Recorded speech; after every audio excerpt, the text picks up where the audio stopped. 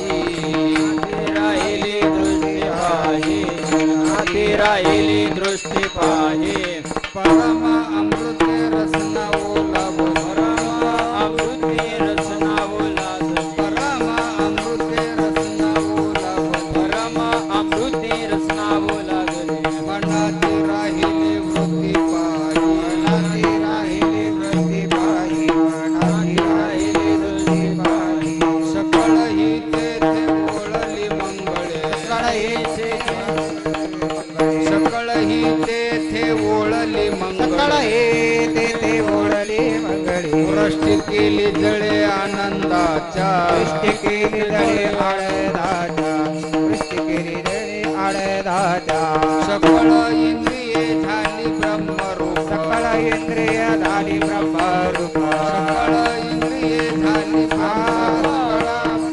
झाली ब्रह्मरूप ओतले स्वरूप माझी दया ओतले स्वरूप दया ओतले स्वरूप माझी दया सकळ ही तेथे ओळली मंगळे सकळ ही तेथे ओळली मंगळे सकळ ही तेथे ओळली मंगळे सकळ ही तेथे ओळली मंगळे वृष्टी केली जळे आनंदाच्या वृष्टी केली जळे आनंदाच्या वृष्टी केली जळे आनंदाच्या तुका म्हणे जेथे वसे भक्त रावा म्हणे तेथे वसे भक्त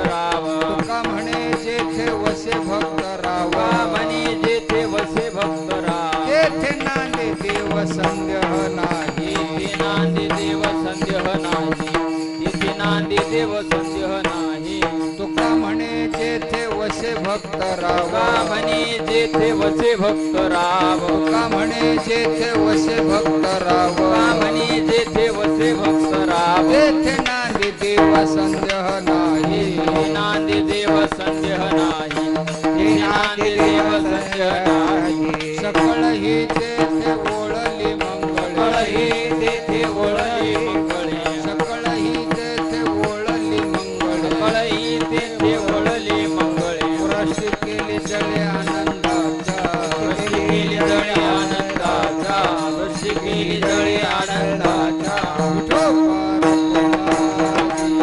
बार कुमाई बार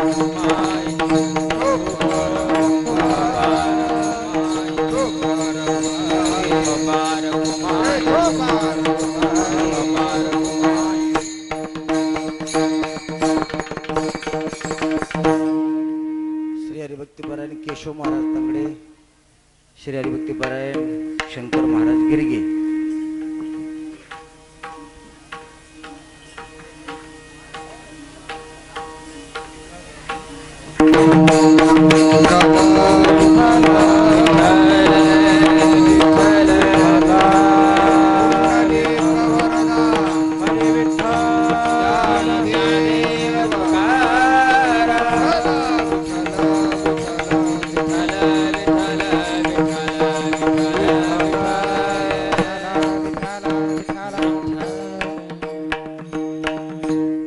सगळे माईक व्यवस्थित फक्त विको नाही वाढवायचा कुठल्याच माईकचा पकवाजाचा नाही गाणाराचा नाही फक्त सायलेंट आवाज ठेवा सगळं हॅलो हॅलो म्हणा सगळे हॅलो हॅलो हॅलो हॅलो नाही म्हण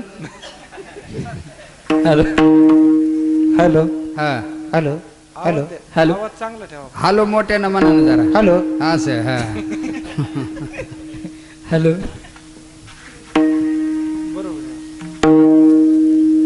परमामृते रसना ओलावली बस हा परमामृते रसना ओलावली मनाची राहिली वृत्ती पायी सकळ हे तेथे ओळली मंगळे वृष्टी केली जळे आनंदाच्या सकळ इंद्रिये झाली ब्रह्मरूप ओतले स्वरूप माझी तया सकळ हे तेथे ओळली मंगळे वृष्टी केली जळे आनंदाच्या तुका म्हणे जेथे वसे भक्त राव तुका म्हणे जेथे वसे भक्त राव तेथे नांदे देव संदेह नाही सकळ हे तेथे ओळली मंगळे वृष्टी केली जळे आनंदाच्या विठ्ठल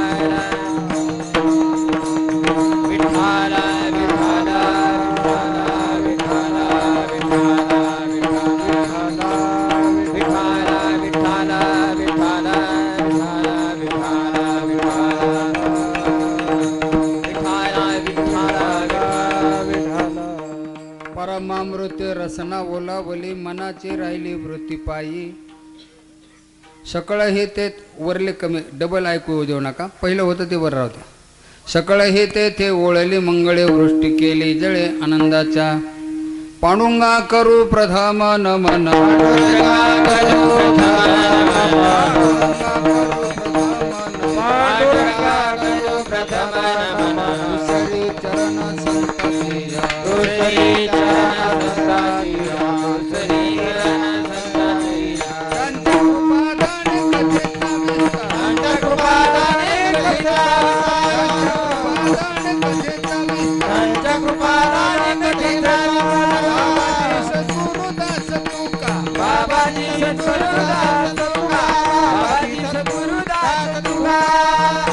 पांडुरंगा कृपदम नमन दुसरे चरण संतांच्या त्यांच्या कृपादान कथेचा विस्तारू बाबाजी सद्गुरुदास तुका ज्यांचे केले स्मरण होई सकळ विद्यांचे अधिकरण तेची वंदू श्री चरण श्री गुरूंचे ते नमस्कारून आता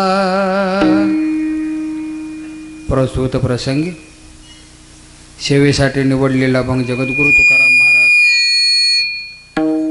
यांचा हा 4 चरणाचा उत्कृष्ट असा अभंग असून जगद्गुरु तुकाराम महाराज या अभंगामध्ये परमार्थामध्ये स्वतः आलेला अनुभव सांगून देव कुठं राहतो त्याचा पत्ता सांगतात. विठ्ठल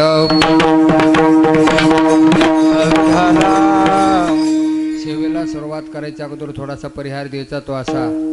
आपल्या या पवित्र तीर्थाच्या ठिकाणी सालाबतप्रमाणे आयोजित केलेला दिव्याने भव्य स्वरूपाचा सोहळा अखंड हरिनाम सप्ताह ग्रंथराज ज्ञानेश्वरी पारायण सोहळा श्री संगीत रामायण कथा ज्ञानयज्ञ श्री बालाजी ललित यात्रा उत्सवाच्या निमित्तानं भगवंताच्या कृपेने साधू संतांच्या आशीर्वादाने सर्व गावकरी मंडळांच्या सहकार्याने चारिभक्ती पारायण परमपत्नी शिवनाथ महाराज मैंदळ यांच्या कुशल मार्गदर्शनाने रामायणाचे प्रवक्ते शिवनाथ महाराजाचे त्यांच्या रसाळवणीतून ऐकत आहात.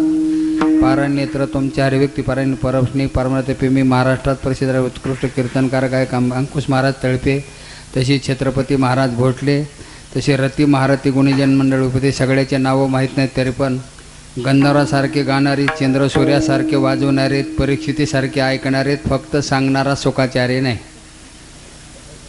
महाराष्ट्रात प्रसिद्ध असणारे उत्कृष्ट गायक संगीतरत्न भजन सम्राट संगीत अलंकार आमचे संजय महाराज नवपुते, महाराष्ट्रात प्रसिद्ध उत्कृष्ट गायक संगीतरत्न संगीत अलंकार भजन सम्राट विष्णू महाराज कापसे, महाराष्ट्रात प्रसिद्ध असणारे उत्कृष्ट गायक संगीतरत्न संगीत अलंकार भजन सम्राट ज्ञानेश्वर महाराज शिंदे, महाराष्ट्रात प्रसिद्ध उत्कृष्ट गायक संगीतरत्न संगीत अलंकार भजन सम्राट आमचे रामदास महाराज देशमुख, महाराष्ट्रात प्रसिद्ध उत्कृष्ट गायक संगीतरत्न भजन सम्राट आमचे केशव महाराज तांगडे, उत्कृष्ट गायक संगीतरत्न भजन सम्राट आमचे शंकर महाराज, मृदंगाचे महामेरू महागुरू आमचे प्रकाश महाराज काळे, उत्कृष्ट नृत्यकाम करणारे आमचे नटराज आमचे माऊली महाराज आमच्या बीड जिल्ह्यातील आहेत. महाराष्ट्रात प्रसिद्ध असणारे मृदंगाचे महामेरू महागुरू आमचे ओमकार महाराज कागदे, तसे बरेच मान्यवर मंडळी उपस्थित आहे, बरेच कीर्तनकार उपस्थित आहेत. महाराष्ट्रात प्रसिद्ध असणारे युवा कीर्तनकार आमचे सोमनाथ महाराज पाटील कराळे, युवा कीर्तनकार आमचे उमेश महाराज चव्हाण, उत्कृष्ट कीर्तनकार आमचे श्रीकांत महाराज या ठिकाणी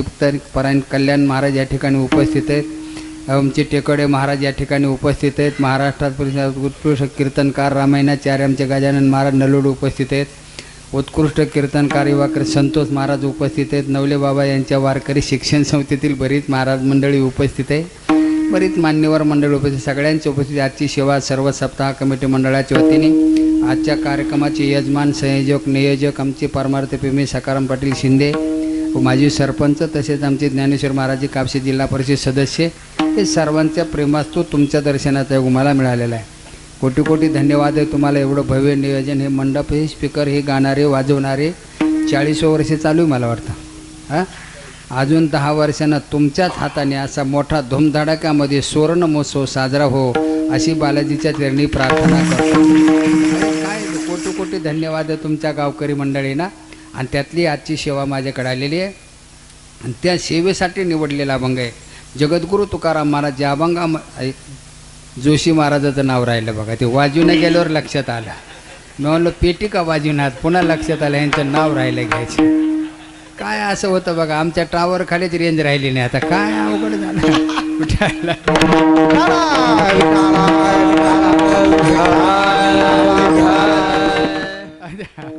जगद्गुरु तुकाराम महाराज या अभंगामध्ये स्वतः आलेला अनुभव सांगतात, तो परमार्थातला, संसारातला नाही. कारण संसारातल्या आणि परमार्थातल्या अनुभवामध्ये जमीन आसमानचा फरक आहे. संसारातला अनुभव लौकिक स्वरूपाचा असतो आणि परमार्थातला अनुभव अलौकिक विशेष असा असतो. उदाहरण द्यायचं ठरलंच, भोजनाचा अनुभव तृप्ती आणि औषधाचा अनुभव रोग निवृत्ती. विठ्ठल विठ्ठल.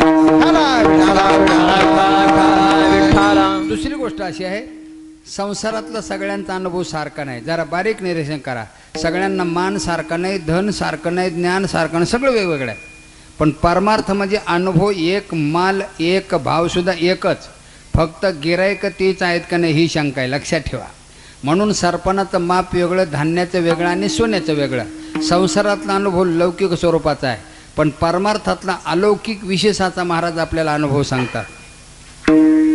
परम अमृते रसना ओलावली, परम अमृते रसना ओलावली,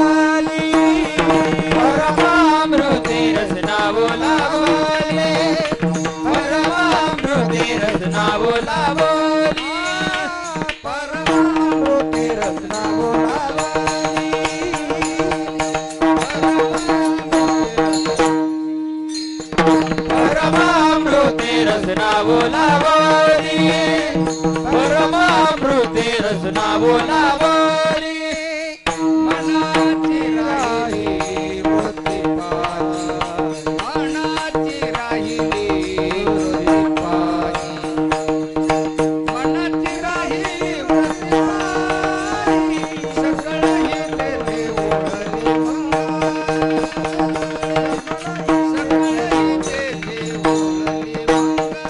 मनाची राहिली वृत्ती पायी, मनाची राहिली वृत्ती पायी, मनाची राहिली वृत्ती पायी, सकळ येते ते ओढली मंगळे, सकळ येते ते ओढली मंगळे. परमार्थामध्ये स्वतः आलेला अनुभव महाराज सांगतात. मी तुम्हाला सांगितलं महाराज संसारातला आणि परमार्थातल्या अनुभवामध्ये गजानन महाराज लय फरक. अहो संसारातला अनुभव लौकिक असो सगळ्यांचा सारखा नसतो हो. बघा तुम्ही प्रत्येकाची रुची भिन्न, कलर भिन्न, देश भिन्न, सगळं भिन्न भिन्न असतं. आता मी म्हणतो जाऊ द्या सोमनाथ पाटील, सगळ्या जगाचा सविस्तर विचार करून वेळ घालवण्यापेक्षा जरा पुढं चलू, म्हणजे कमी बॉलमध्ये जास्त रन काढू. अहो घरामध्ये जर 10-12 लोकांची फॅमिली असेल बापू, 12 लोकांचा अनुभवसुद्धा सारखा नसतो. द्या 12 लोक सोडून, दोघां नवरा बायकोचा सुद्धा अनुभव सारखा नसतो. बघा तुम्ही प्रत्येकाची रुची भिन्न, कलर भिन्न. याला चहा आवडला तर त्याच्या पत्नीला कॉफी आवडणार, तिला गोड आवडलं हिला फिक आवडणार, तिला तिखट आवडलं याला सपक आवडणार, तिला कोणता कलर याला कोणता कलर, म्हणजे दोघांचा अनुभव सारखा नसतो. एखाद्या माणसाने जर बायकोला पैठणून साडी आणली, बघितले काय कलर आहे हो, अजिबात पसंत नाही, त्यानं गपचीप माघारी नेऊन द्यावा. एका माणसानं औरंगाबादहून चॉकलेटी कलरचा बूट आणला होता 4000 रुपयाचा चॉकलेटी कलर. आल्यावर बघितलं बायकोनं, ती म्हणली काय कलर आहे, तुमच्या वयाला शोभत हो, तुम्हाला लई पोरपण आले आता, हा कलर अजिबात आवडत नाही. त्यानं बूट घेतला, बूट मुद्दाम तुमच्यासाठी मागवला. म्हणले पण हा कलर आमच्या मंडळीला आवडत नाही. त्यानं बूट दिला, पैसे परत घेतले, ऐका लक्ष देऊन. 6 महिन्याने त्याच दुकानात गेला. मला दुकानदार बूट आहे का, विकला आहे ना, मला साहेब एवढा भारी बूट कोण घेतं, द्या म्हणलं. मग घेतला बूट आणि दिले पैसे. दुकानदाराला नवल वाटलं. दुकानदार मला कसं काय साहेब तुमच्या मंडळीची आवड बदलली का काय, नाही म्हणलं मंडळीच बदलली म्हणला. वैतागून गेलो मला, तिला एक आवडत आणि मला एक आवडत म्हणला. विठाला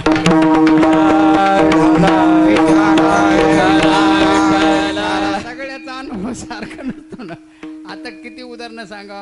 अहो आता तुम्हाला संतोष अहो मला सांगा, नवऱ्याला पुस्तक वाचायची आवड आहे आणि बायकोला टी व्ही बघण्याची, म्हणजे दोघाचा अनुभव सारखा नाही. नवरा बायको सांग यांना उठलं का 24 तास पुस्तक, पत्नी म्हणते हो सारखं पुस्तक पुस्तक पुस्तक, त्या पुस्तकाचं तोंड घालून बसतात. आमच्याकडे बघा जा, घरात बरेच माणसं आहेत आमच्यासारखे बघायसारखे, कधी आमच्याकडे बघा जा का पुस्तक. वैतागून असं वाटतं मला पुस्तकच व्हा, म्हणजे तुम्ही सारखं माझ्याकडे बघत राहताल. तो म्हणला तो पुस्तक होण्याच्या भानगडीत पडू नको, मग तू कॅलेंडर हो कॅलेंडर. ती म्हणली कशामुळं, म्हणला वर्षाला बदलतं तरी. अरे पुस्तक होऊन माझ्या मुळावर राहण्यापेक्षा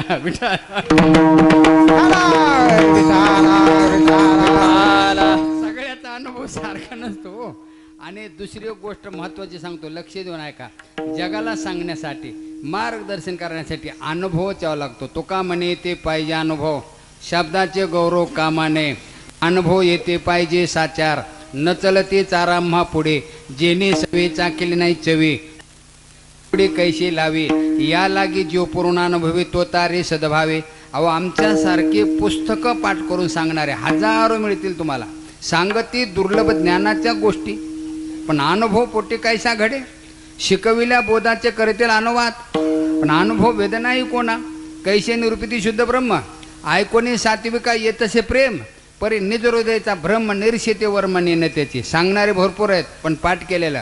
आता ऐका, तुम्ही विनोद नेहमी यूट्यूबवर ऐकतात, पुस्तकात वाचले असतील, ऐका बघा वाचा, फक्त विनोद हसण्यावर नेत जाऊ नका. मी सिद्धांत पटण्यासाठी दृष्टांत सांगतोय. अहो अनुभवाचं बोलणं आणि पाठ केलेलं शिकवलेलं बोलणं जमीन आसमानचा फरक. एक मुलगी पहिल्यांदा सासरी नांदायला चालली, तिच्या आईनं बोलवलं इकडे. ती म्हणली का गाई तू नांदायला जाणार आहेस, तुझी सासू तुला नेहमी आधीच सोडत जाईल, सुनबाई असं झालं पाहिजे, असं नाही असं केलं पाहिजे, तू तुझ्या सासूला उलटं बोलायचं नाही, नाराज व्हायचं नाही. तिनं काहीही सूचना दिली, तू फक्त एवढंच म्हणायचं आत्या अगदी बरोबर आहे, तुम्ही म्हणता तेच बरोबर आहे. म्हणजे एवढं शिकवलं होतं तिच्या आईनं, पाठ केलेलं बोलणं ना अनुभवाचं सांगायलो. ही मुलगी नांदायला गेली. काही दिवसांनी म्हातारी म्हणते सुनबाई ही भाजी अशी नाही का, अशी करायला पाहिजे, आत्या अगदी बरोबर आहे, तुम्ही म्हणता तेच बरोबर आहे. काही दिवसांनी म्हातारी म्हणते अगं सुनबाई हे काम असं नाही का, असं करायचं, आत्या अगदी बरोबर आहे, तुम्ही म्हणता तेच बरोबर आहे. म्हणजे जेवढं पाठ केलं तेवढंच बोलायचं. 5-6 महिन्यानं काय झालं, म्हातारी पडली आजारी, तिला झाला चिकनगुनिया. तिचे हात आकडानात आणि पाय आकडानात असून ताटून पडली होती आतुरणामध्ये महिनाभर. ती म्हातारी म्हणते, ए पोरी मला काय वाटत नाही मी बरी होईल, मग असं पडून राहण्यापेक्षा वाटतं विष प्यावा आणि मारावा. ती म्हणते अगदी बरोबर आहे, तुम्ही म्हणतात ते बरोबर आहे. अगं पण ते हित नव्हतं ना म्हणायचं आता बेटा.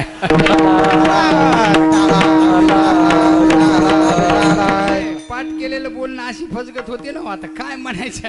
मी म्हणतो जाऊ द्या. एका माणसाने शेजारच्या घरात चोरी केली होती आणि त्या शेजाऱ्याने त्याच्यावर केस केली आणि ते गेलं वकिलाकडे. म्हणलं वकील साहेब आमच्या शेजारच्या घरात चोरी केली खरं आहे म्हणला, पण त्यानं माझ्यावर केस केली. वकिलाने सांगितलं तुला सही सलामत सोडतो पण गुन्हा कबूल करायचा नाही. तिथं काय होईल, उलटं सुलटं विचारतील आणि उलटं सुलटं विचारायच्या नादात भस्कन हो म्हणून जाशील. तुला काहीही विचारलं फक्त नाही म्हणायचं. म्हणजे एवढं शिकवलं होतं. मग कोर्टात गेलं, विचारलं तुमच्या शेजाऱ्याचं कुलूप तोडलं? नाही साहेब. कपाटातले पैसे नेले? तुम्हाला नाही ना साहेब. अरे तिजोरीतलं सोनं नेलं? तुम्हाला नाही ना साहेब. म्हणले बोलतोस ती सगळं खरं आहे का? मला नाही ना साहेब. आता काय आता पाठ केलं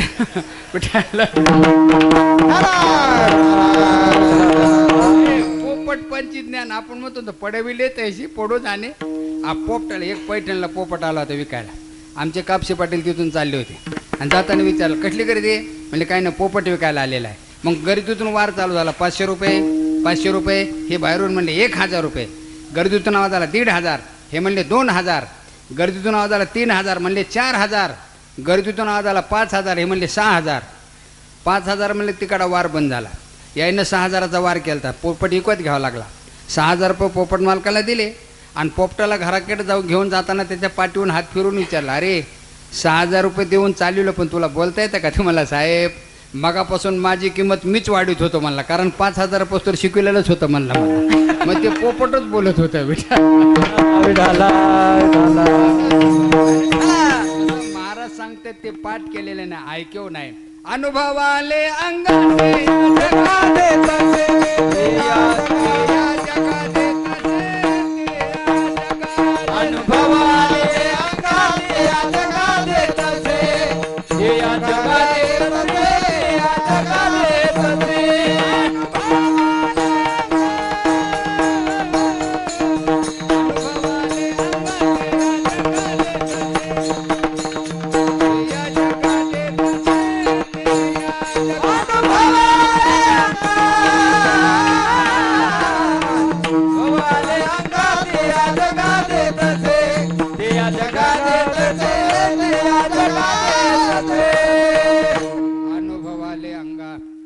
जगा देतसे. कोणता अनुभव? परमामृते रसना.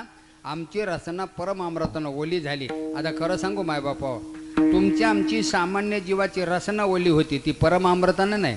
सुभाषितकार सांगतात लेय पेय भक्ष्य भोज्य चोष्य. लेह्य म्हणजे तोंडी लावण्याचे पदार्थ, पेय पेण्याचे पदार्थ. तोंडी लावण्याचे म्हणजे कोशिंबीर घ्या, लोणचे घ्या, पेय ताक घ्या, दूध घ्या. अहो असे जी पदार्थ असतात, तो भक्ष्य लाडू पोळी खिचडी गोळ भात, आपली जीभ ह्याच्यात रंगलेली असते. संतांची रसना परमामृतानं ओली झालेली असते आणि आपल्याला हे ताबडतोब कळतं कमी जास्त झालं. एका बाईनं तिच्या नवऱ्यासाठी बासमती तांदळाची खिचडी केली होती. सुंदर खिचडी, गावरान तूप मुगाची डाळ, सुंदर खिचडी. पण त्याचं दुर्दैव असं, पहिला घास घेतल्यावर कचकन खडा लागला दाताला. हे आपल्याला कळतं. संतांचा ना आपला फरक सांगायलो. दाताला खडा लागल्यावर बायकोला म्हणला लाज वाटायला पाहिजे तुला. अगं एवढ्याला मोठ्याले 2 डोळे दिले देवानं, तांदळातला खडा नेसता आला नाही. तिनं तेवढ्याच आवाजात सांगितलं, मी तेच म्हणते देवानं 32 दातं दिले, ते खडा चावणं होत नाही, बोंबल्याची काय गरज आहे म्हणजे. हे आपले अहो एका बाईनं तिच्या नवऱ्यासाठी भाजी केली होती. भाजी म्हणजे काय नाही, मीठ मिरच्या तिखट आणि पाणी, नुसतं तिखट आणि पाणी. त्यानं फोरका मारल्याबरोबर त्याच्या कानातच आग झाली महाराज आणि डोळ्यावाट असं गळा गळा गळा पाणी व्हायलं. त्याची बायको म्हणते माय तुमच्या डोळ्यात पाणी, भाजीत काय कमी जास्त झालं का काय? तो म्हणला नाही नाही, ही आनंद आश्रयित म्हणला. त्याची बायको म्हणते मग अजून देऊ भाजी थोडी? मला नाही नाही, याच्यापेक्षा आनंद नाही जास्त सहन व्हायचा. नुसत्या मिरच्याचा कुठला बरं काही घरी अहो काही ठिकाणी जमत आहे नाही हो. अहो एका माणसाच्या लग्नाला 15 वर्ष झालं होतं आणि ते एक दिवशी जेवायला बसलं. त्याची रसना इतकी टेस्ट लागली भाजीची, मला वा काय भाजी वा. इतकी स्तुती सुरू केली त्यानं भाजीची, इतकी स्तुती सुरू. त्याची बायको स्वयंपाकघरात स्वयंपाक करत होती. तिकडून पळतच आले राग राग आणि नवऱ्याच्या समोरचं ताट ओढलं. म्हणली 15 वर्ष झालं आपल्या लग्नाला अजून एकेदी सुद्धा भाजीचं कौतुक केलं नाही. आजच शेजारने कोण आणले ते एवढं बोंबल्याला सुरुवात केली म्हणजे. आता येतच नसल्यावर का, आता कसं आहे सकाराम पाटील श्रीमंत घरच्या मुलीत ना सुशिक्षित शिकलेल्या त्यांना चहा सुद्धा येत नाही. काय येत नाही, करायचं संबंधच नाही. मायबापाकडे आता आधी सूचना देतो तुम्हाला, काही गोष्टी इतक्या मार्मिक असतात पटकन लक्षात आणायच्या. आता मायबापाकडे नोकर असतात आणि नवऱ्याकडे नोकर असतात, काय करायचं तिला काम करायचे. आता ऐका, तिच्या नवऱ्याकडं नोकर चाकर होतेच, पण ते दोघं चौघं भाऊच ना ते राहिले वेगवेगळे. हिला काहीतरी पाहिजे असं नवऱ्याकडून. मग नवरीच्या जवळ जाऊन लाडी गोडी लावत नवऱ्याला कशी करते, होय व मी काय म्हणते तुम्हाला, तू मला काय म्हणते. आपल्या घरची जी कामावाली बाई की स्वयंपाकवाली, मी कामावून काढूनच टाकली आणि माझ्याच हाताने मी तुम्हाला स्वयंपाक करून खाऊ घातला. मला काय मिळेल, मला माझ्या विम्याचे पैसे. आहे जरा दुर्जडच आहे ते. आता काय आता तुम्हाला गोष्ट बी कळत नाही म्हणलं राजूने एक गोष्ट सांगतो तुमचं कसं झालंय. आता एक बाई दवाखान्यात गेली, दवाखान्यात 110 किलो वजन होते. किती 110. ती म्हणते डॉक्टर साहेब वजन लयच वाढले माय, काहीतरी सांगा बरं. डॉक्टर म्हणले बसा देतो औषध. डॉक्टरनं सहज विचारलं बाई तुमचा आहार किती आहे, एका टायमाला किती जेवता. काय ना म्हणले साहेब 20 चपात्या खाते, 10 प्लेट भात खाते आणि 6 प्लेट भाजी खाते. डॉक्टर म्हणला मावशी एक औषध सांगतो तुम्हाला, सांगा की म्हणले. मग त्याच्यासाठीच आले. काय करा मावशी म्हणले, 20 चपात्या खाण्यापेक्षा 10 खा, 10 प्लेट भात खाण्यापेक्षा 5 खा आणि 6 प्लेट भाजी खाण्यापेक्षा 3च खा. आता हे तुमच्यासाठी औषधच आहे. हे ती म्हणते हे जेवण केल्यावर घेऊ का जेवायच्या आधी. डॉक्टर म्हणले पाया पडू का. आता काय एवढं सांगून जर कळत नाही म्हणलं आता काय. आता विम्याचे पैसे म्हणजे याला काही जगू देत नव्हते. महिना 2 महिन्यात मिळाला असतं, ते विमाच नाही तर काय मिळाला असता. जाऊ द्या, विम्याच्या लय तुमच्या डोक्यावरून गेला का. एक सोपं सांगतो, ओमकार महाराज बरं का, प्रकाश महाराज. एक जणाच्या बायकोला काहीच येत नव्हतं, काहीच येत नव्हतं, पण नाराज होऊन बी उपयोग नाही ना. पदरी पडलं आणि पवित्र झाला, आता काय उपयोग आहे. आणि दुष्काळात 13वा महिना असा. त्याच्या बायकोची माय 60 वर्षाची म्हातारी जावयाकडे राहत होती. आणि एक दिवशी काय झालं, वांग्याची भाजी चपाती आली बा पुढं. बायकोला म्हणतो इकडे. ते म्हणते का हो, मला आज भाजी तुझी आईने केली. माय म्हणली कसं काय ओळख केलो. हे सोपं कणी ते म्हणला रोज काळे केस निघत असते तर आज पांढरा निघाला म्हणला. हे आपल्याला कळतं. संतांचं तसं नाही. ऐका, तुकाराम महाराजांनी त्यांची मेवणे आले, ते मेवणे, आणि इतका आनंद झाला जिजाबाईला. आनंदाच्या भरामध्ये दोघायला जेवायला केलं, पण कुठल्याच भाजीत मीठ टाकलं नाही. तुकाराम महाराजाला काय पुढे येणे सावकाश, पाणी फिरून लाभ बरकतने आरचार सुरू. आता जिजाबाईच्या भावाने विचार केला कुठल्याच भाजीत मीठ नाही, पण आपण काय म्हणतो घरमालक काहीच मीठ नाही, कशाला आगाऊपणा करायचा. अहो ते गपचिप टोचून टोचून खाऊ लागला. जिजाबाईला असं वाटलं ज्यांच्यासाठी स्वयंपाक केला हा माणूस आग्रह करूनही घेत नाही, ह्यांचा आपला सपाटच चालू आहे. काहीच कळना. दोघांचे जेवण झाले आणि जिजाबाई जेवायला बसल्या. आणि घास घेतल्यावर लक्षात आलं की कुठल्याच भाजीत मीठ नाही. इतका राग आला तुकाराम महाराजांनी त्यांची. मला महाराज म्हणले काय चुकलं आमचं. म्हणले माझा भाऊ जेवला नाही. म्हणले त्याला भूक नसल. अहो तसं नाही हो, कुठल्याच भाजीत मीठ नव्हतं. म्हणले मग का मी केली नाही, मला सांगायची काय गरज आहे. अहो जिजाबाई म्हणल्या घर मालक आहेत, कमी जास्त सांगायला पाहिजे. वेडीस म्हणले तो काय खातो आम्ही कसा.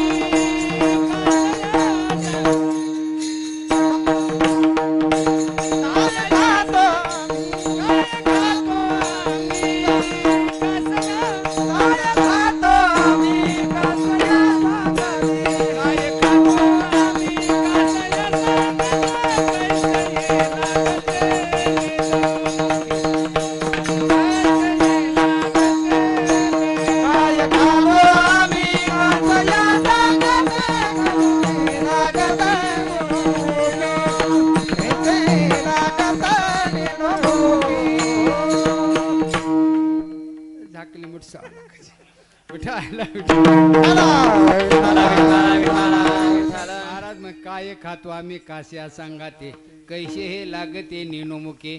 माझ्या देहाची मजा नाही चाड आणि कोठे करो कोडा निकाचे. ऐका माय बापा, ज्या महात्म्यांना ब्रह्मानंद प्राप्त झालेला असतो त्याचे इंद्रिय रसादी सर्व विषय विसरतात.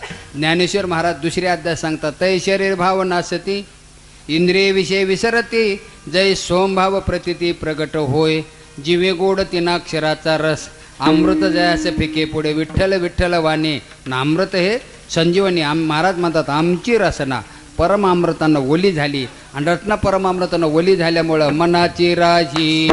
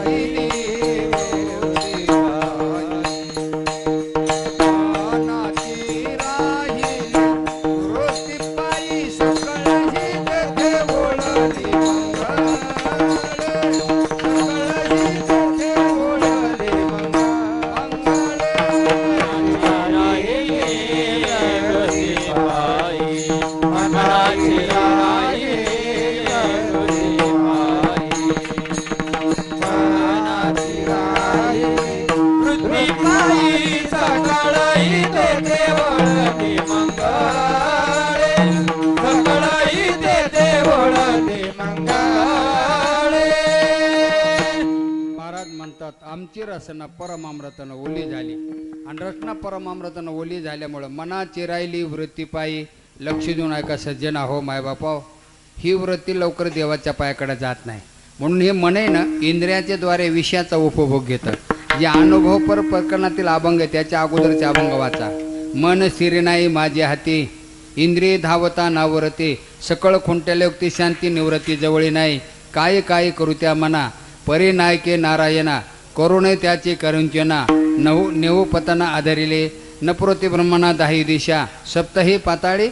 आमचे नाथबाबा भागवतात सांगतात अशक्य गोष्टी शक्य होतील पण मनाचा निग्रह करणं फारच कठीण काम आहे. वारा बांधवेल मोठे, आग्नी प्रासवे लावटचटे, समुद्र घोटवेल घोटे, परिमनात मनिष्ठे नये, आकाशाची करवेल चौघडे, महामेरूची बांधवेल पुढे, शून्याची मुरुडे नरडी, परिमाणाच्या ओढ्या निवारे, काळ जिंकवेल तत्वता, त्रिभुवनाची लाभेल सत्ता, परे मनोनिग्रहाची वार्ता, तुझी नाच्युता केवी घडे.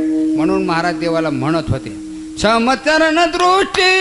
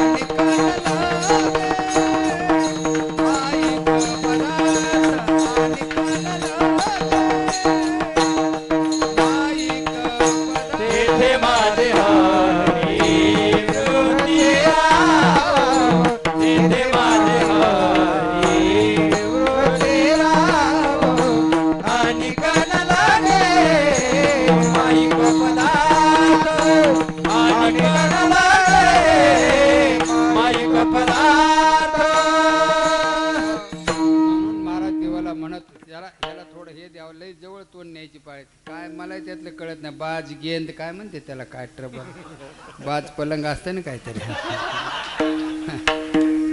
हॅलो बस लई हा असं होतं बघा. काय सांगत होतो मी, कीर्तन. म्हणून महाराज देवाला विनंती करत, समचरण दृष्टी विटेवरी साजिरी तेथे माझी हरी वृत्ती राहो. म्हणून महाराज तुम्हाला सांगू का, एक गणित सांगतो. परमार्थामध्ये वृत्ती असावी आणि संसारामध्ये कृती असावी. तुम्हाला सांगू, हे मन लवकर देवाच्या पायाकडे जात नाही. आणि एकदा तुम्ही लावलं आणि गेलं रे गेलं तर परत माघारी. आता कोठे धावे, आता कोठे धावे, आता कोठे धावे मन, आता कोठे धावे मन, आता कोठे धावे मन,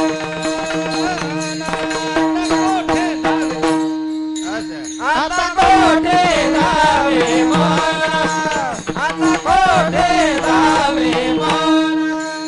तुझे चरण देखलिया, तुझे चरण देखलिया, तुझे चरण देखलिया. भाग गेला दिन गेला, भाग गेला. तुझे चरण देखलिया, तुझे चरण देखलिया, तुझे चरण देखलिया. भाग गेला दिन गेला, भाग गेला दिन गेला. ऐका, प्रमाण सगळ्याच्या पाठ आहे, बसणाऱ्याचे सुद्धा पाठ आहे, तरी लक्ष देऊ नका म्हणजे विनोद कळल. हे मन लवकर देवाच्या पायाकडे जात नाही. आणि गेलं तर महाराज म्हणतात, आता कोठे धावे मन, तुझे चरण देखल्या. तुका म्हणे चित्त निवांत राहिले, ध्यायेती पाऊले विटेवरी. साध्य प्राप्त झाल्या मनाला पळण्याचा विषय राहत नाही. चव्हाण महाराज एका माणसाचं लग्नाला 6 महिने झालं होतं. 6 महिन्यानंतर दोघं नवरा बायको जेवण करून हॉलमध्ये गप्पा मारीत बसले. बायको नवरा म्हणते, अहो तुम्हाला का गं, मला स्वप्नात आहे असं वाटलं नव्हतं की 6 महिन्यातच माझ्यावर एवढं प्रेम कमी होईल. 6 महिन्यात तुम्हाला असं का वाटतं, तुझा गैरसमज आहे. अहो पक्का समज झालाय म्हणली. लग्नाच्या अगोदर किती प्रेम करायचे तुम्ही, 6 महिन्यात जेवढा बदल. तुम्हाला बदल नाही ग, बदल नाही तर काय. लग्नाच्या अगोदर तुम्ही सारखं माझ्या मागं मागं पळत होतात. आता तुमच्यात लय बदल झाला. तो म्हणला, अगं एकदा बस पकड्यावर कोणी पळतं का, आता पळायचं कुठपर्यंत, बस पकडू सर. आता काय बसमध्ये उड्या हाणायच्या वय. आता काय तुम्हाला किती उदाहरणं सांगा. जाऊ द्या.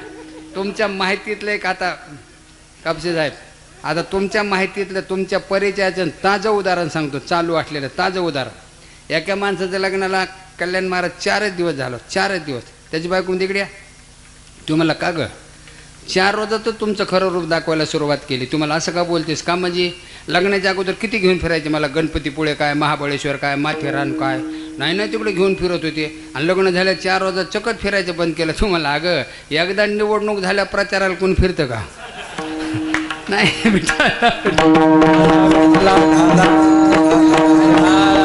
साध्य प्राप्त झाल्या पाहण्याचा विषय राहतच नाही ना काही. तसं हे मन देवाच्या पायाकडे जात नाही. एकदा गेलं रे गेलं तर परत माघारी. मग महाराज म्हणतात, आमची रसना परमामृतानं ओली झाली. आणि रसना परमामृतानं ओली झाल्यामुळं वृत्ती भगवंताच्या पायी स्थिर झाली. आणि वृत्ती पायी स्थिर झाल्यामुळं सकळ जी देते, सकळ जी देते बोलणे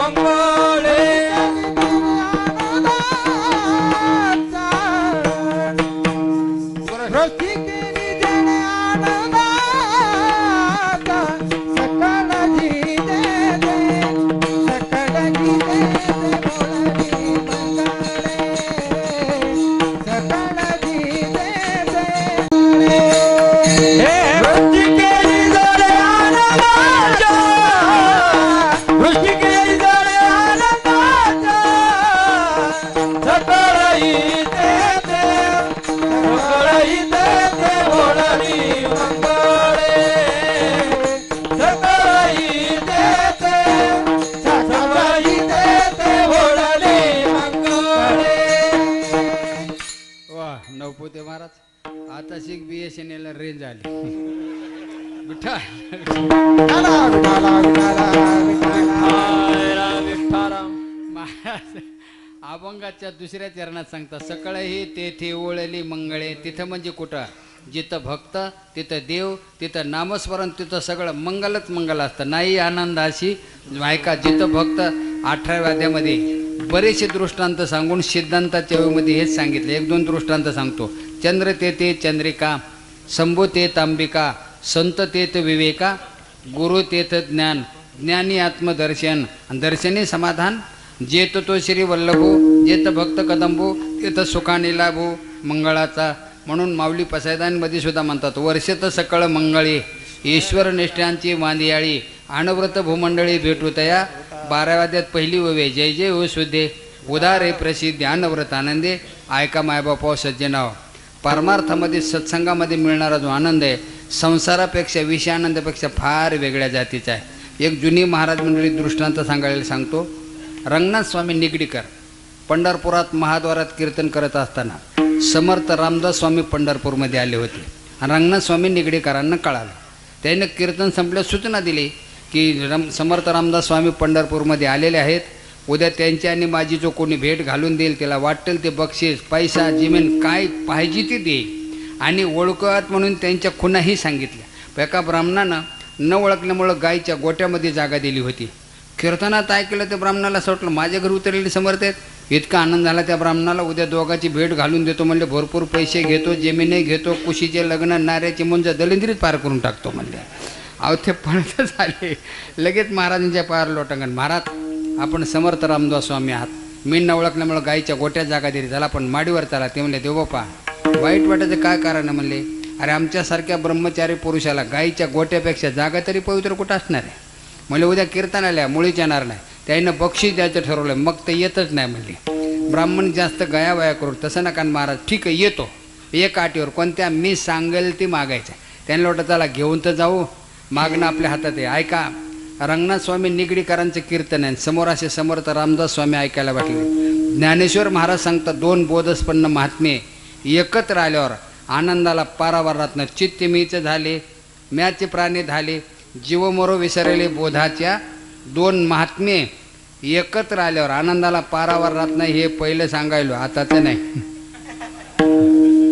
आता एका महाराजाने दुसरा बघितला की डापर लिहूनच बघतो. त्याला कोणी बोललं म्हणतो इथं.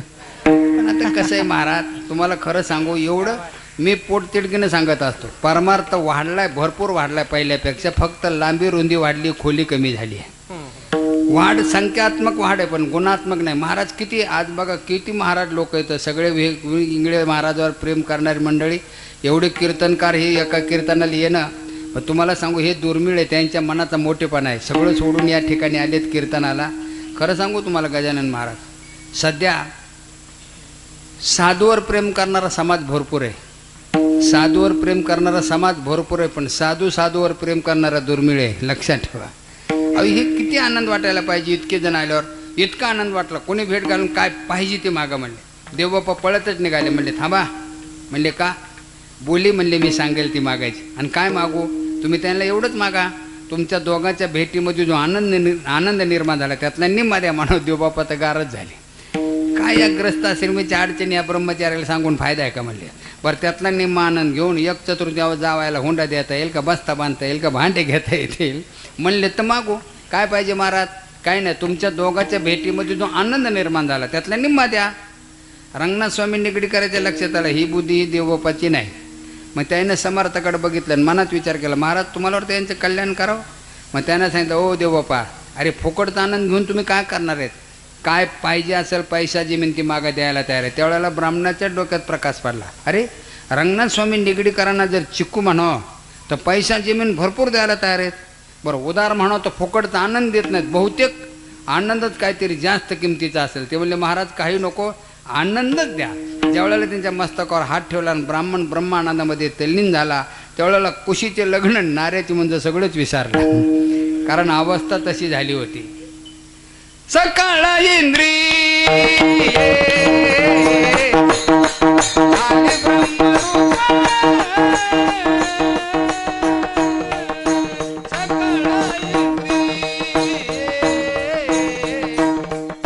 झाली ब्रह्मरूप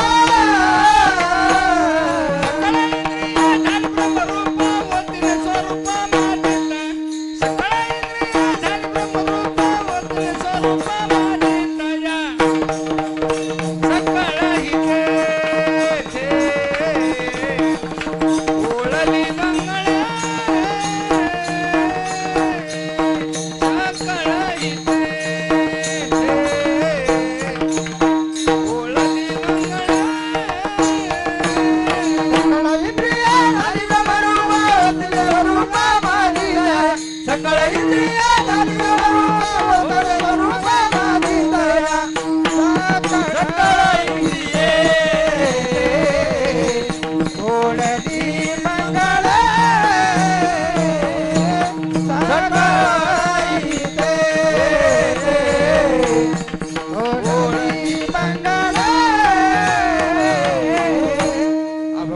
तिसऱ्या चरणात महाराज सकळ इंद्रिये झाली ब्रह्मरूप ओतले अहो ब्रह्मानंद प्राप्त झाल्यावर साध्या आनंदाला कोण तुमच्या एक माहितीतली गोष्ट सांगतो. मीराबाईच्या घरी भरपूर दास्या कामाला होत्या. एका दासीच्या मुलानं मीराबाईला बघितलं आणि त्याच्या मनात इच्छा निर्माण झाली लग्न करणार तर मीराबाई बरोबर. बघा दुर्बुद्धी कशी आहे. कामावलीचं पोरगण राजाच्या पोरीसंग लग्न करायचं स्वप्न पाहत आहे. 5-6 महिने काळजी करून त्याची तब्येत अशी खराब झाली. त्याची आई म्हणते काय झालं रे तुला बरं वाटत नाही का. तुम्हाला आई माझी इच्छा आहे मीराबाईबरोबर लग्न करायचं. ऐकल्यावर थोड्या वेळ बेशुद्धच पडली. पुन्हा शुद्धीवर आल्यावर म्हणली माझ्यापाशी म्हणलास तर म्हणलास गावात कुठंच म्हणू नको दोघाला मारून टाकते. आणि राजाच्या पुरुषांक तुझं लग्न म्हणला लग्न तर मीराबाईबरोबरच करणार. अहो ती म्हातारी मुलाच्या प्रेमापोटी तिची तब्येत खराब झाली ना. एक दिवशी मीराबाई म्हणलं मावशी तुम्हाला बरं वाटत नाही काय नाही. एक दिवशी हट्ट धरला काय झालं सांगायलाच पाहिजे. म्हातारी घाबरत म्हणजे काय ना आमचा मुलगा म्हणतोय तुमच्याबरोबर लग्न करायचं. मीराबाई म्हणलं एवढीच अडचण आहे नका टेन्शन घेऊ त्याला घेऊन या मी उद्या तयार आहे लग्न करायला. बरं झालं का ताप. अहो त्या म्हातारीला तर काही मिळतला का ना. राग येण्याच्या जे निर्णय दिला मीराबाईच्या समोर उभा केला. मीराबाई म्हणलं माझ्याबरोबर लग्न करायचं हो उद्या तयार पण एका अटीवर. कोणत्या. आज रात्रभर भगवान श्रीकृष्णाच्या मंदिरामध्ये तू एकाग्र चित्तानं भजन करायचं. तू जर एकाग्र चित्तानं भजन केलं तर मी उद्या लग्न करायला तयार आहे पण कमी जास्त झालं तर माझ्याशी गाठ आहे. एवढी तर रात्र काढायची म्हणला बाटला भजन करायला. ब्रह्मानंदीला गळे टाळे कोण द्या ते संभाळी. म्हणून नामस्मरणामध्ये तल्लीनता असावी चिंतनामध्ये तद्रूपता असावी आणि ज्ञानामध्ये एकता असावी. तुम्हाला माहिती रात्रभर त्यानं एकाग्र चित्तानं भजन केलं. दुसऱ्या दिवशी किती वाजता लग्न झालं नाही झालं का. ध्यानी ध्याता पंढरी राया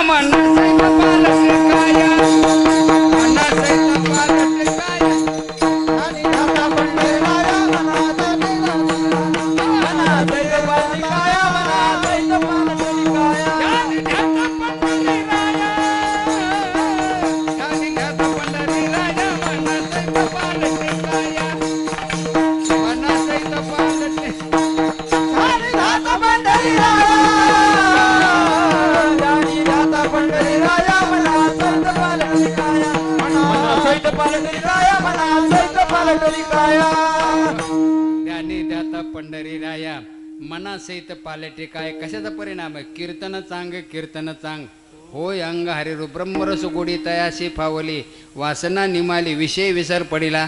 अहो बऱ्याचशा गोष्टी सांगायसारख्यात महाराज. अहो ब्रह्मानंद प्राप्त झाला. अहो साधं दारू पिणाऱ्या माणसाला सुद्धा विसर पडतो. हा तो ब्रह्मरस प्याला लोकांना सुद्धा विसर पडतो. पण कसं आहे तुम्हाला सांगू का, आता जरा बरंच चिंतन आहे. महाराज लोक होते सांगावं सुद्धा वाटत होतं, पण कॅसेट पलटी करतो, लय मवा पाडाय जरा. आता काय आता खरं आहे गजानन महाराज, गोष्टी मला सुद्धा आवडत नाहीत पण लोकांसाठी सांगावं लागतात. कुंभार मडके घडते पण माती नाही खात. विठ्ठल ब्रह्मानंद प्राप्त झाल्यानंतर विसर पडतो. तसा बऱ्याच लोकांना विसर पडतो, पण ब्रह्मानंद प्राप्त झाला मग जो मोले मदिरा पिवणे ठाये तेने मध्ये नाचे गाये देहवंत देह विसरून जाय. मद्यपान कर एक पेताडाचं सडकेच्या कडेने पाय पाय चाललं होतं आणि बरंचसं पुढं गेलं तो लगवीला बसलं त्याला उठतच आहे ना, पार वाकडं झालं. माझ्याकडे लक्ष इतकं वाकडं झालं. लागलं मोठ्या नारळाला आमचे कापसे साहेबासारखे माऊ बापूसारखे असे सरपंच शिंदे साहेबासारखे चालून लोक चालले होते औरंगाबादला गाडी घेऊन. यानं गाडी उभं केली. म्हणजे काय झालं, सरळच होता आहे ना मला, पार वाकडा झालो मला. त्यांना दयाली गाडीत टाकलं नीट दवाखान्याला घाटीमध्ये. मग डॉक्टरनं बघितलं तपासून, काय झालं म्हणजे साहेब घाबरायचं नाही, तुम्हाला कमाल आहे डॉक्टर साहेब तुमची, मला सरळ होता येत नाही, पार वाकडा झालो तुम्ही आता काय झालं नाही. डॉक्टर म्हणलं काही झालं नाही, चुकून तुमच्याकडून नशेमध्ये काय झालं पॅन्टचं बटन शर्टाला लावण्यात आलं आहे म्हणजे. आता हिताला बटन हिता लावलं कसं उभं राहायचं हे प्याताडाला जर काय कळायला तयार येत नाही तर काय अवघड खेळ. हो आता तुमच्या पैठण भागात कोणी पेत नाही ती गोष्ट सोडून द्या. नाही ना अहो वाईट वाटतो. अहो पेणाऱ्याला खरंच काही कळत नाही. आता किती विनोद तुम्ही ते पुस्तकामध्ये वाचा. महाराज लोकांना सगळ्याला माहिती विनोदाच्या पुस्तकात 200-250 गोष्टीचं पुस्तक प्याताडा. आमच्याकडे एक डॉक्टर आहे बघा, नाव नाही सांगत, हे आल्यावर चौकशी करतील तिकडं कोणी. हां ते दारू पेतं हे सगळ्यालाच माहिती पण लईच हुशार आहे. बरेच लोकांचं तो फॅमिली डॉक्टर आहे, लई हुशार आहे. दारू पेते माहिती पण लई हुशार. एक दिवशी जे जास्तच पेला असेल, पण श्रीमंत घरचा माणूस पाटील खानदानी पालकोरचा फेटा अंगठ्या फिंगट्या पाटीलच तो. गेलं ते दवाखान्यात. म्हणले डॉक्टर साहेब जरा तब्येत बरोबर नाही. डॉक्टर म्हणले बसा. म्हणले पाटील साहेब ह्या वेळेला तुम्हाला नुसत्या गोळ्या देऊन भागणार नाही, इंजेक्शन द्यावं लागेल. पाटील म्हणले द्या मग. म्हणले दंडामध्ये नाही कमरेमध्ये टोचायचं, झोपाटेबलवर असं आडवं झोपवलं पाटलाला. डॉक्टरनं घेतलं इंजेक्शन दिलं आणि हे म्हणले उठा. हे पटलं उठून म्हणजे झालं का म्हणले हो.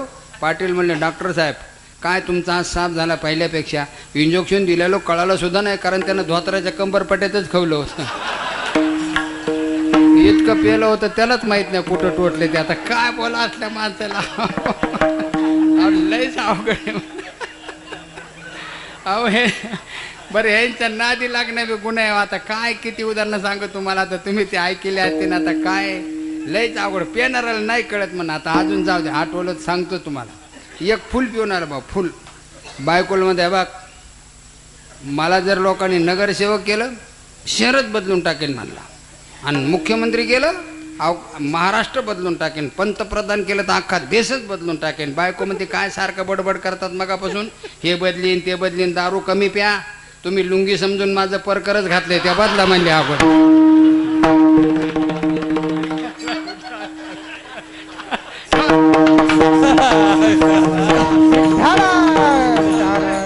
काय या पेताडाला जर काही कळतच नाहीत आता काय तुम्हाला सांगा. अहो लय अवघड खेळ आहे म्हणा. आता किती उदाहरणं सांगू. अहो तुम्हाला सांगू, आता एका माणसानं त्याच्या मित्राला पार्टी द्यायची ठरवली होती. म्हणजे पेनारे केशव महाराज मित्राला पार्टी द्यायची ठरवली होती, आणि त्याच्या घरी एकच बकरं होतं. तो म्हणला ही बायको काय नेऊन द्यायची नाही. मग संध्याकाळी 1 वाजता चोरून न्यायचं म्हणलं रात्री, आणि 1 वाजता ती रात्री चोरून नेलं ना. मित्राला पार्टी फिरी दिली, खाल्ले पिले झोपले खुशाल. आलं सकाळी ते कलत त्याची बायको घर झाडून काढत होती. बघत येतं काय बकरं जसं तसंच जिवंत गोट्यात.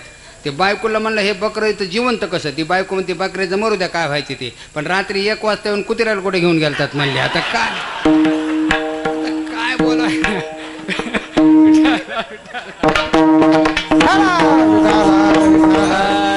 काही कळतच नाही ह्या लोकांना.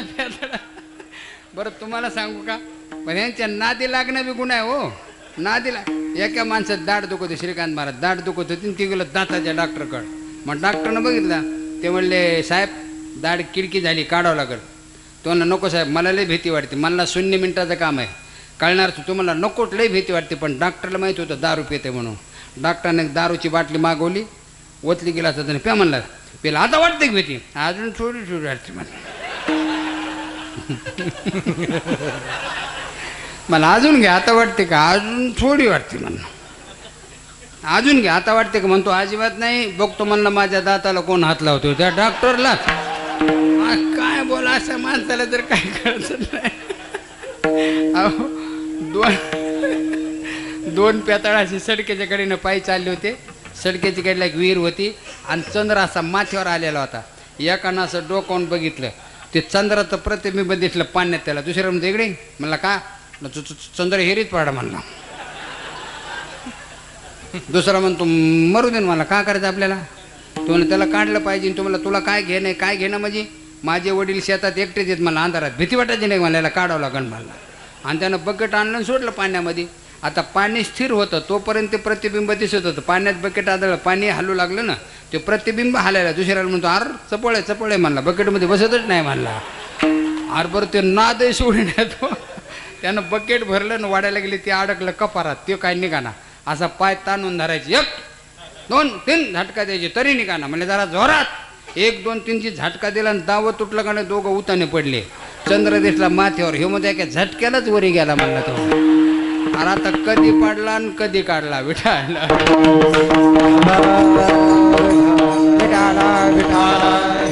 जशी पेनाराची अवस्था होती तशी ब्रह्मीभूत का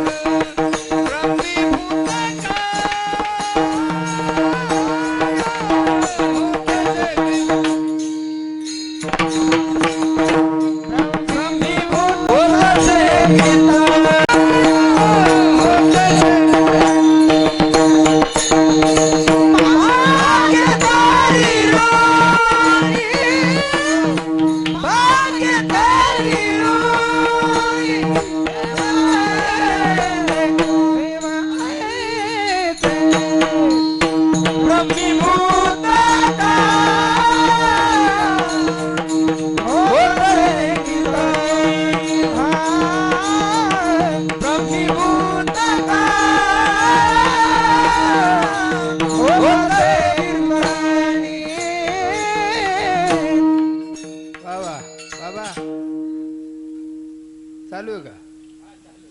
आणि म्हणायला लागले होते का हातात घेऊन म्हणायला लागले होते? हा बा कसं जमन, म्हातारा वानर फळ शेंड्याला उडी तर गेली पाहिजे ना.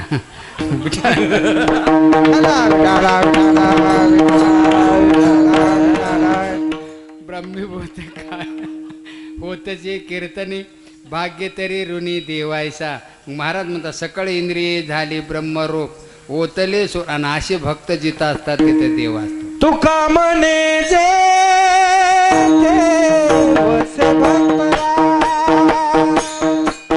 तुका म्हणे जे देवसे भक्तरा,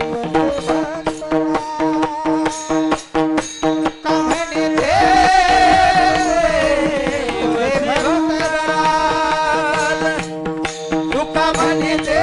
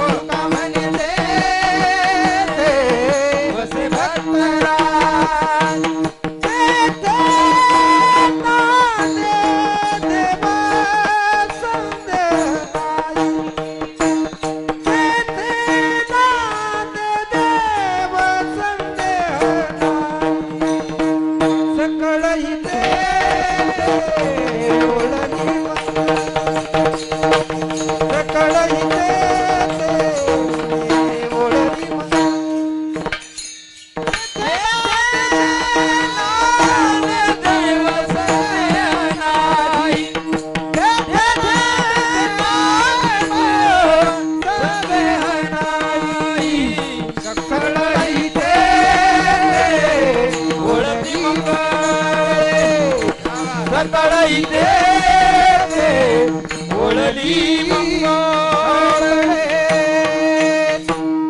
शेवटच्या चरणात महाराज सांगतात, तुका म्हणे जेथे वसे भक्तराव तेथे नांदे देव.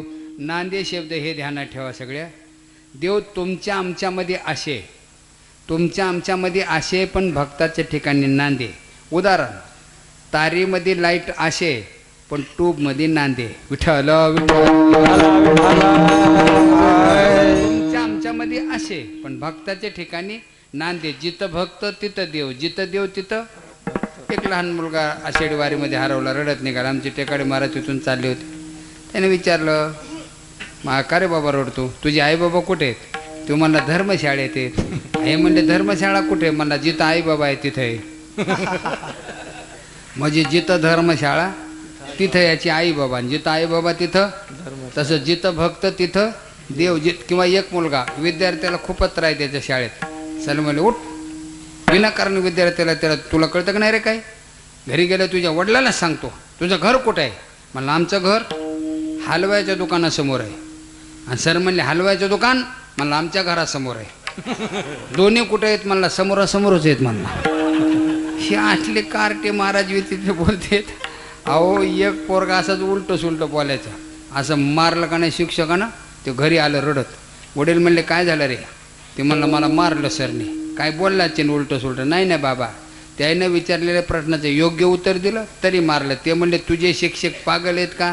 योग्य उत्तर दिलं तरी विचारायला मारायला. तुला विचारलं काय होतं? काय नाही बाबा, मला सर काय म्हणले लिंग किती आहेत? मी त्यांना सांगितलं 3 लिंग आहेत. मला म्हणले शब्बास. माझ्या पाठवून हात फिरवला.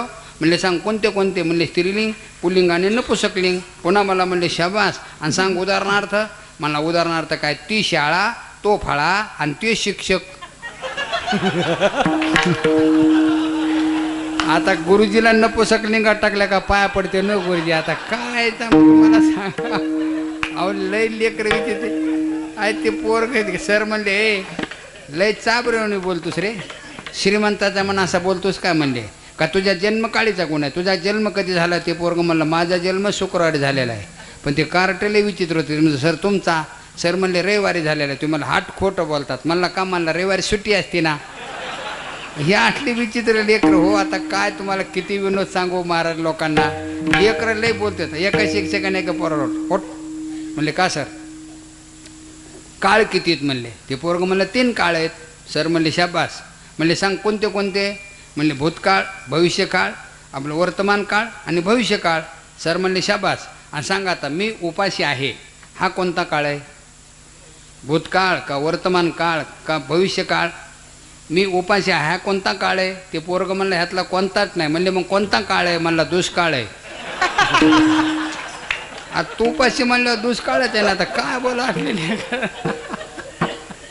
अहो एका शिक्षकाने एका पोरावर उठ म्हणले का सर असा कोणता तारा आहे? म्हणले अगोदर जमिनीवर राहतो ते वर जातो. मग ते मला सर प्रश्न चुकीचा आहे. तारे सगळे वरच असतात आकाशात, जमिनीवर नसतो. दुसऱ्या पोरावर तू सांग असा कोणता तारा आहे? तो मला सर प्रश्न चुकीचाच आहे. एक पोरग लय चाबरं होतं. ते म्हणला सर प्रश्न काय? म्हणले असा कोणता तारा आहे अगोदर जमिनीवर राहतो पुन्हा वर जातो? ते पोरग म्हणतं म्हातारा. नाही नाही आता काय मला सांगा काय?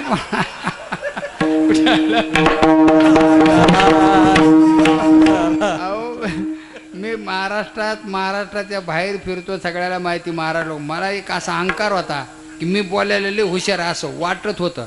एकेकात बारक्या पोरानं फसवलं. एवढंसं पोरग मला म्हणतं इंगळे महाराज इकडे. म्हणलं का रे? वेळ आहे म्हणलं कीर्तनाला अर्धा तास. मी म्हणलं हो. मला चला चहा घेऊ. म्हणलं घेत नाही, पित्ताचा वगैरे त्रास आहे मला. हा दूध आहे म्हणलं आपल्याकडे. झाला नेळण हातात धरून वडीत दारात अशी म्हैस बांधली होती. हे बघा म्हणलं म्हैस आपल्याकडे, दुधाला काय कमी नाही. मी त्या पोराला सहज म्हणलं हे म्हैस दूध देते? तू म्हणला नाही नाही. मी म्हणलं मग ती देत नाही आपण काढावं लागतं मला.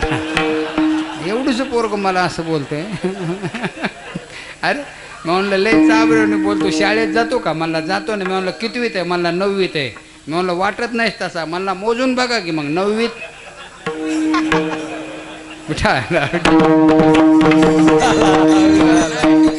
जिथं भक्त तिथं देव, जिथं देव जाऊ द्या.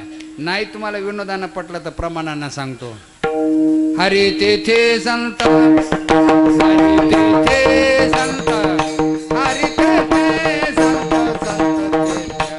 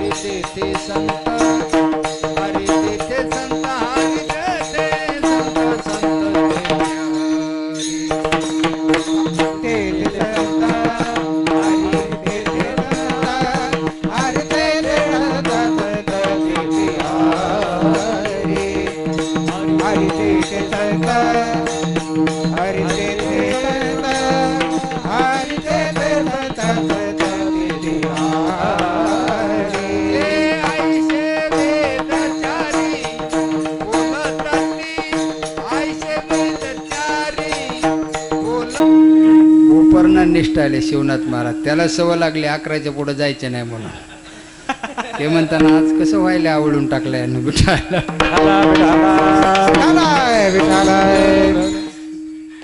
महाराज हारे तेथे संत, संत तेथे हारे, आयशे वेदचारे, तुका म्हणे जेथे वसे भक्तराव तेथे नांदे. नांदे शब्द आहे. सगळ्यांच्या श्रद्धास्थान सगळे तिथं वास्तव करणारे सगळ्याला माहिती आहे. एक ब्राह्मण द्वारकेमध्ये भगवान श्रीकृष्णाच्या भेटीसाठी तपश्चर्या करत होते. रुक्मिणी साहेबांनी सांगितलं, देवप्पा तुम्हाला देवाची भेटच घ्यायची तर किती दिवसही बसला तरी देव भेटायचे नाही. देवाला भेटायचे ना, पैठणला जा. नाथ महाराजाचे घरी भगवान श्रीखंड्या रूपाने काम करतात, तेथे नांदे. मग देवप्पा आले. नाथ महाराजाला श्रीखंड्या कुठे येईल म्हणले पाणी घेऊन. ज्यावेळेला भगवान तिकडून आले, ब्राह्मणानं पायावर लोटांगण घातलं. देवा लोटले, ह्या माणसानं ओळखलं आपल्याला. भगवान मागच्या रूममध्ये गेले ना अदृश्य झाले. आणि ते ब्राह्मण रडू लागले. ते म्हणले, नाथ महाराज काय झालं विचारता, काय झालं काय विचारता महाराज. हा श्रीखंड्यात दुसरा तिसरा कोणी नसून द्वारकेची मूर्ती एकनाथा घरी.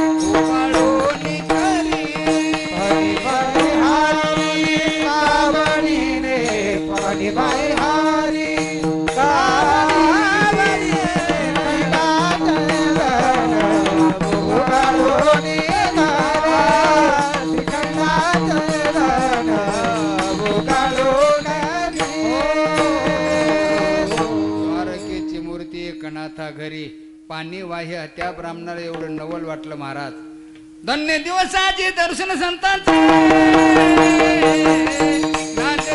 घरी दैवत पंढरीचे, घरी दैवत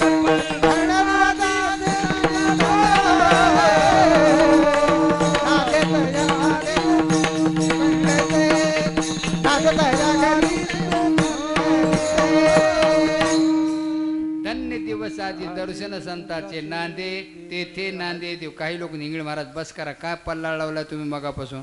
देव भक्ताच्या घरी नांदतो नांदतो आणि भक्त झाले म्हणून काय झालं, देवाला काम सांगत असतात का. हा कोण सांगते हो. न सांगता करी सर्व काम, भक्त समागमे सर्व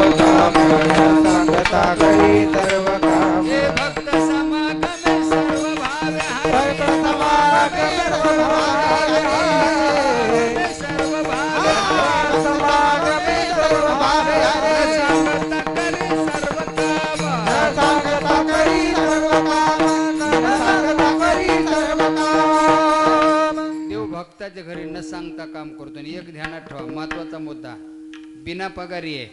आता तुमच्या भागात काय माहीत नाही, आम्हाला आमच्याकडे माहिती. तुम्हाला सांगतो बापू शिंदे साहेब, आमच्याकडं पैसे देऊन नोकर सांगून काम करीत नाहीत. हा बिना पगारी न सांगता काम करतोय.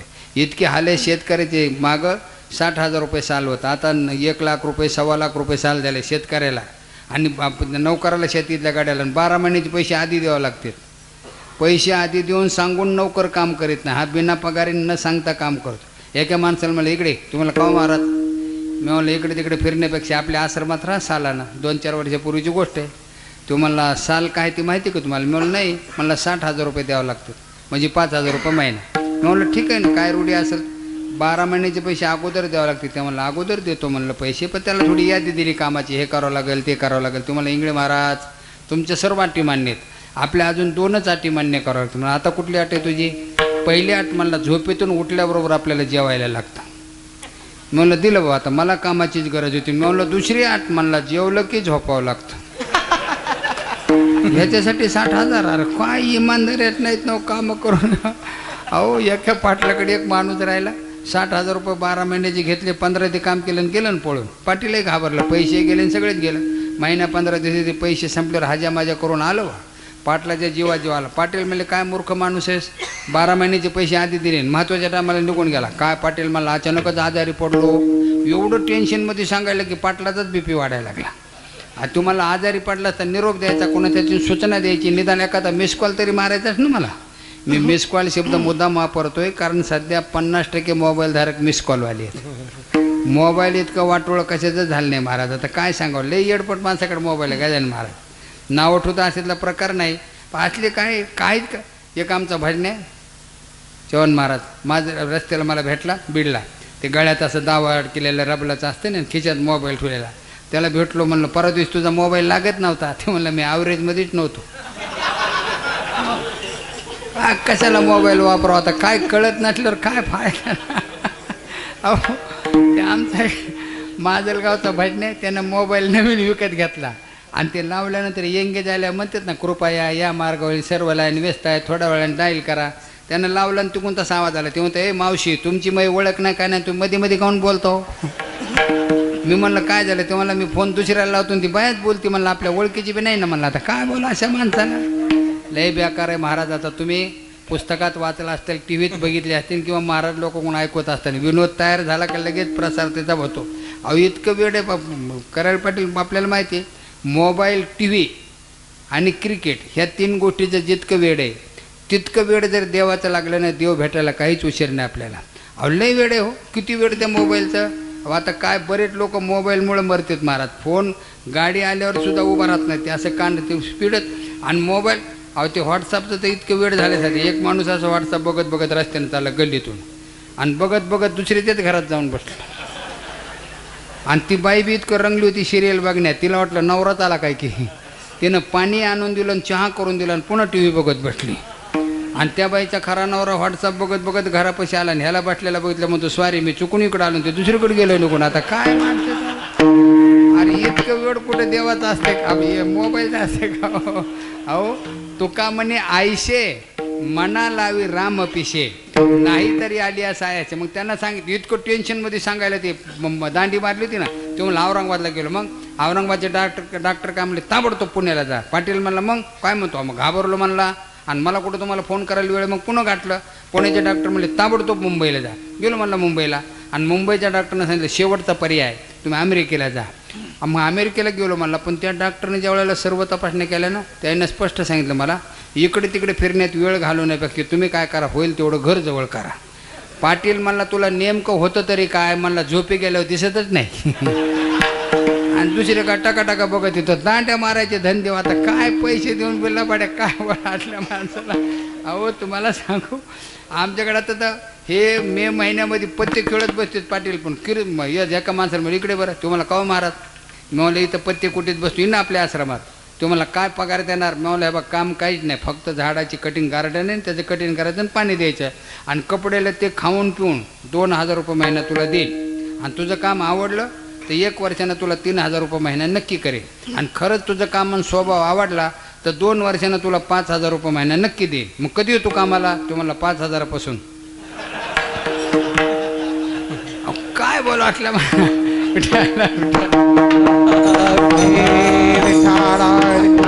असले माणसं आता काय सांगून सुद्धा. अहो किती तुम्हाला ते विनोद पुस्तकं वाचा हो, विनोदाचे.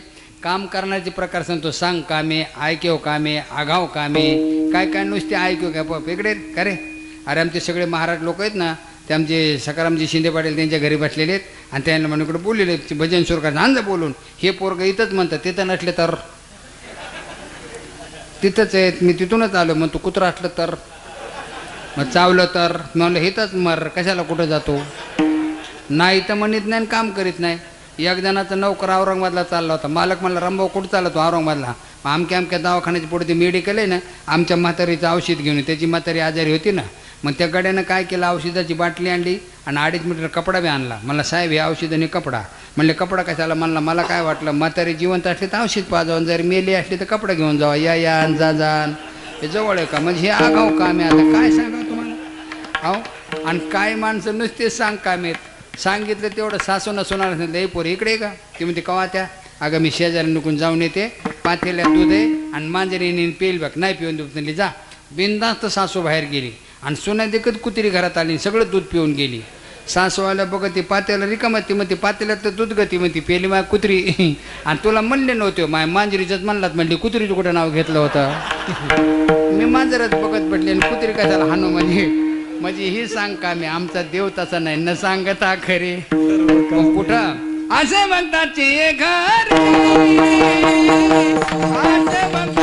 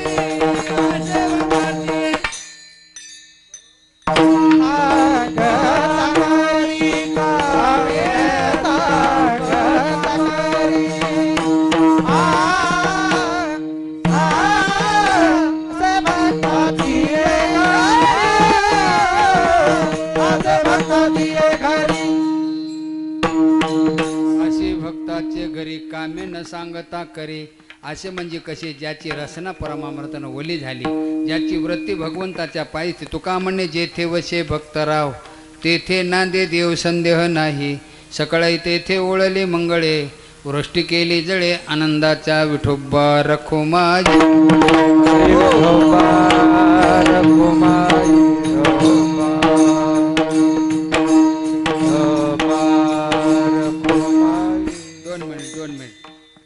सर्वांना हात जोडून पाया पडून ती तुमचा माझा परिचय नाव गाव आहे कोणीच परिसरात कार्यक्रम पैठणला सगळी महाराज मिळवणुकीची परिचय पण तुमच्या गावात पहिलीच वेळ असल्यामुळे नवल वाटलं आनंद वाटला हे मंदिर हे मंडप ही गर्दी मला वाटतं 5व का 6वं वर्ष आहे म्हणले ना आपल्या सप्त्याचं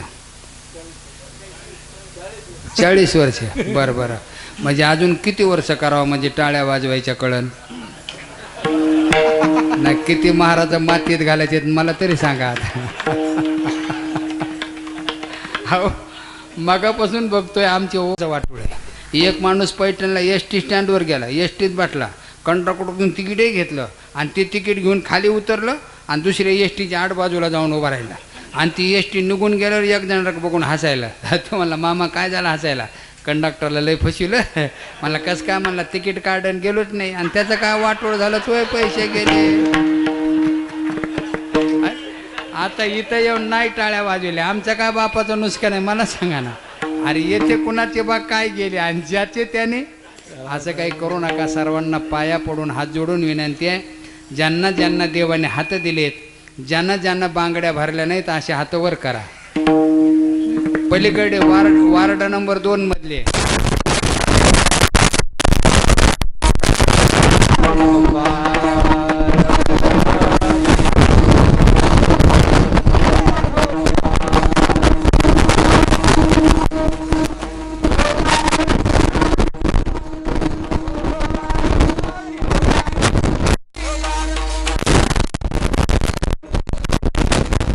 ओळली मंगळे वृष्टी केली जळे आनंदाच्या यथामती धावकात धावते वेगात संकल्पित वेळेत वारकरी संप्रदायाचे नियमाने भावार्थ संपवले 9 ते 11 टायमिंग असतो पण कोजागिरीमुळे 9:30 ते 11:30 ठेवला आता याच्यावर परम अमृत म्हणजे कोणतं अमृत अमृताचे किती प्रकार नाम अमृत आहे ज्ञान अमृत आहे चंद्रामृत आहे कथा अमृत आहे अलीकडच्या काळातलं बाळ अमृत आहे विठ्ठल